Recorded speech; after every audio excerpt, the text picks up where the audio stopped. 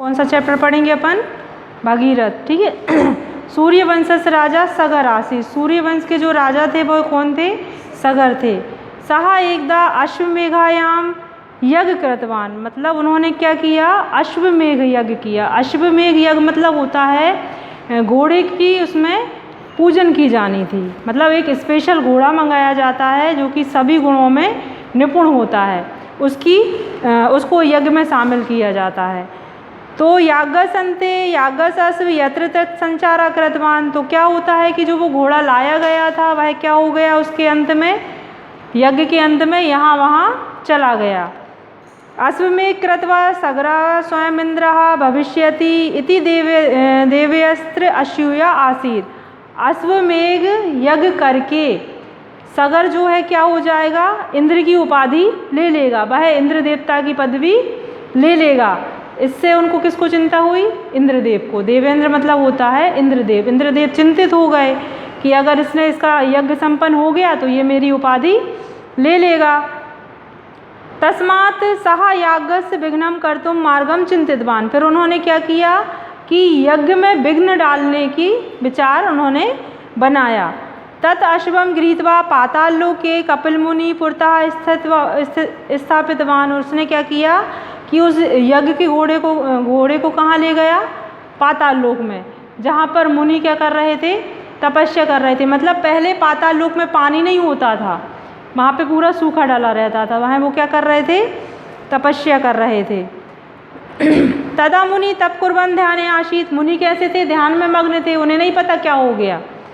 अतः शहा किमपि न ज्ञातवान, और उन्हें कुछ भी पता नहीं था। सग्रस्त षष्टिशः पुत्रः अश्व अस्वेष्टुम सर्वत्र गतवन्तः, सगर के 60,000 पुत्र जो थे क्या कर रहे थे? अश्व को ढूंढ रहे थे, घोड़े को ढूंढने निकल पड़े। अंते ते पातालम गतवान, और सबसे आखिर में वह कहाँ पहुँचे? पाताल में, नीचे पहुँचे जमीन पर। तत्र मुनिः पुरतः ते अश्वम दृष्टवन्तः, है ना? तो उनकी दृष्टि कहाँ पड़ी? मुनि पर पड़ी।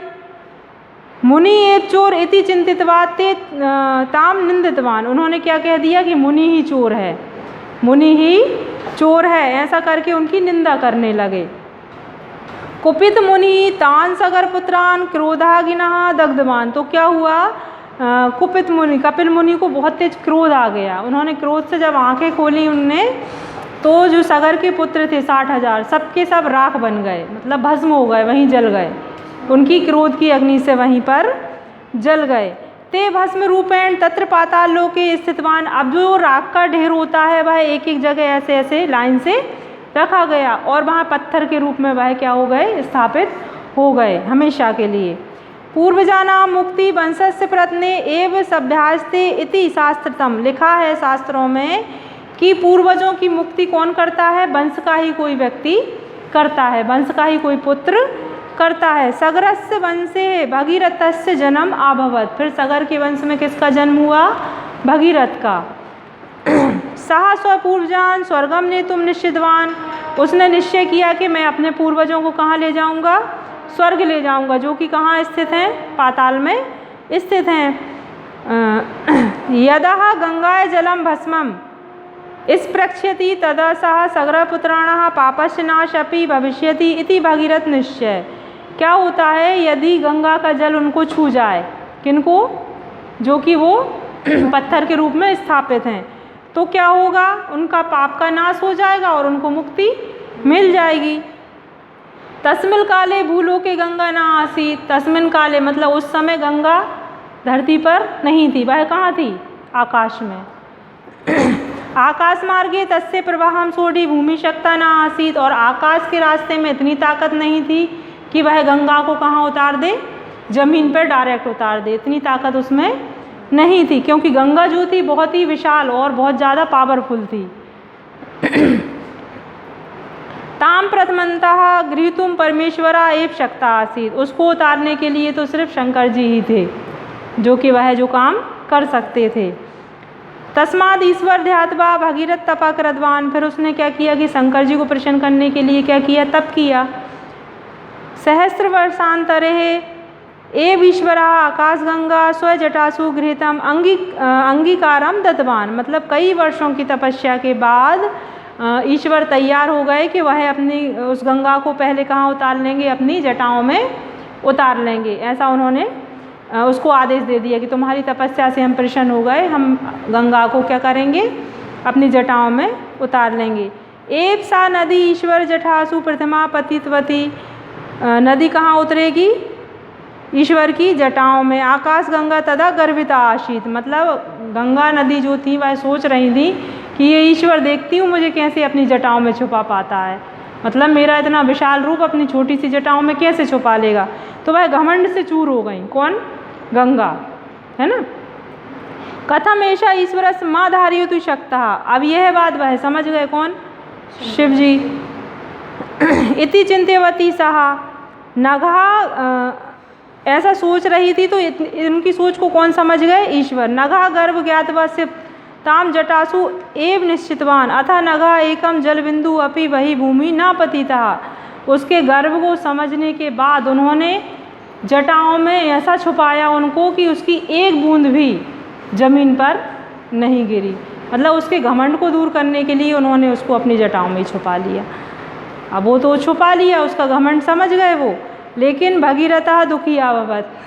अब बेचारा वो दुखी हो गया कि भाई गंगा को जिस उद्देश्य में लाया था वह तो पूरा हुआ ही नहीं, वो तो शिव जी की जटाओं में रह गई। सह पुनः तपकृतवान। उसने फिर से तपस्या की, 1000 वर्ष की उसने फिर से तपस्या की। सहस्त्रम वर्षम शिव एतस्य पुरतः प्रत्यक्ष अभवत्। कई वर्षों की तपस्या के बाद शिव जी उसके सामने प्रत्यक्ष, मतलब सामने ही उसके उपस्थित हो गए। हे ईशा, बोला हे प्रभु, नदी भूमि विसर्जितु इति भगीरथ प्रार्थितवान। आप नदी को भूमि पर विसर्जित कर दो, ऐसी भगीरथ ने उनसे प्रार्थना की। ताम प्रार्थनाम अंगीकृत शिव नगा जलम भूमौ विसृजतवान। उसकी प्रार्थना को सुनकर उन्होंने गंगा को क्या किया, भूमि पर उतार दिया। भागीरथ नदी भूमित पाताल नीतवान। भागीरथ नदी को कहाँ ले गया, पाताल में ले गया। पाताले प्रभंती नगा सगर पुत्राणाम भस्मानी स्पष्ट व्रति।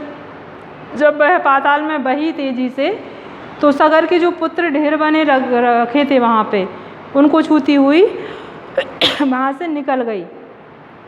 सगर पुत्रा स्वर्गलोकम गंतवता। और सगर के सारे पुत्र कहाँ चले गए, स्वर्गलोक चले गए। इतम भगीरथस्य प्रत्न अपूर्वहा। इतना भागीरथ ने प्रयत्न किया था। सह गंगा भूमौ आनितवान। गंगा को जमीन पर लाने के लिए। अनेन कारणे एव तस्याः नघा भागीरथ इति अन्यम नाम अस्ति। इसी कारण उसका नाम, उस गंगा नदी का नाम भागीरथी नदी के नाम से भी उसको जाना जाता है। प्रत्न विषय उक्तवा। प्रत्न के विषय में कहा गया है, देखो बहुत अच्छी बात कही है।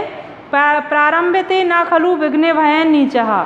मतलब जो नीच लोग होते हैं कार्य को प्रारंभ ही नहीं करते, किस डर से, कठिनाइयों के डर से, किसी कार्य को शुरू ही नहीं करते। प्रारंभे विघ्न विहिता विस्मरंती मध्या। और जो मध्यम वर्ग के लोग होते हैं, जो बीच वाले होते हैं, वह क्या करते हैं, कार्य को प्रारंभ कर लेते हैं लेकिन कठिनाइयों के डर से उसको छोड़ देते हैं बीच में। विघ्न पुनः पुनरपि प्रत्न हन्यमानः प्रारंभे उत्तमो जना न परित्यजन्ति। विघ्न आने पर भी कठिनाइयों से लड़ते हैं और कार्य को पूर्ण करते हैं, वह कौन कहलाते हैं, उत्तम जन कहलाते हैं।